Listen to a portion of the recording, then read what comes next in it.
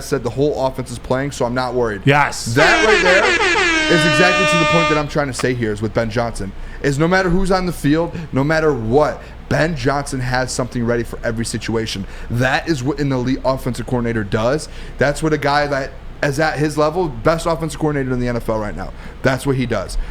And it's not even a question. That's the tough. Double reverse flea flicker, the snap between Jared Goff's legs to David Montgomery for a first down. It's all of those different things that he draws up and the schemes to get certain guys open. It seems like every single game so far this year, there's been a guy wide open 40 yards down the field with not a person within 20 yards. You're so right. That doesn't just happen in the NFL. You have to draw that up and have not even just draw that up, Broder, and have the perfect play. You have to run plays before that to set that sort of thing up. Yeah. Me and D-Mac kept saying it on the stream here. I kept telling them, listen, J-Mo eventually is going to be wide open at some point in this game because Ben Johnson's probably setting him up with a bunch of different sets right now. And guess what? There was a play where J-Mo was wide open and Jared Goff just didn't have enough time to get it to him. So Ben Johnson, elite mind. Elite. How about this for best in the NFL? How about this for an elite mind? On the play they snapped it through Jared Goff's legs to David Montgomery. You know what set that up?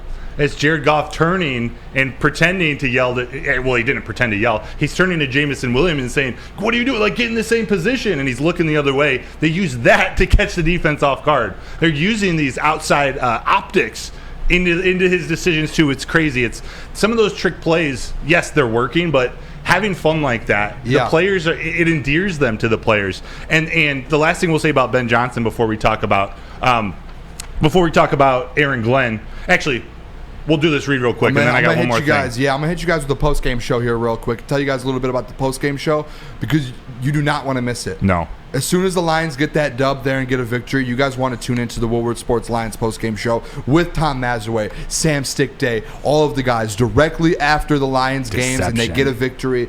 Tune into the show here. They're going to go over and break down the whole game, talk about everything, take calls. They take calls almost every week now, so make sure you guys watch that over at the Woodward Sports YouTube channel. Definitely. So, Aaron, last thing about Ben Johnson. There's the last video I had from the locker room after the game was David Montgomery talking about spreading the ball around it and how that, the players feed off of that too. Chris Palatti, if you could play that would be great. Sometimes when you get a bunch of great players, a bunch of good guys who are dynamic, it's hard to, figure out where you're going to put the ball. I think Ben does a great job of being sure that everybody touch the ball so they can go showcase what they can do and we can showcase who we can be.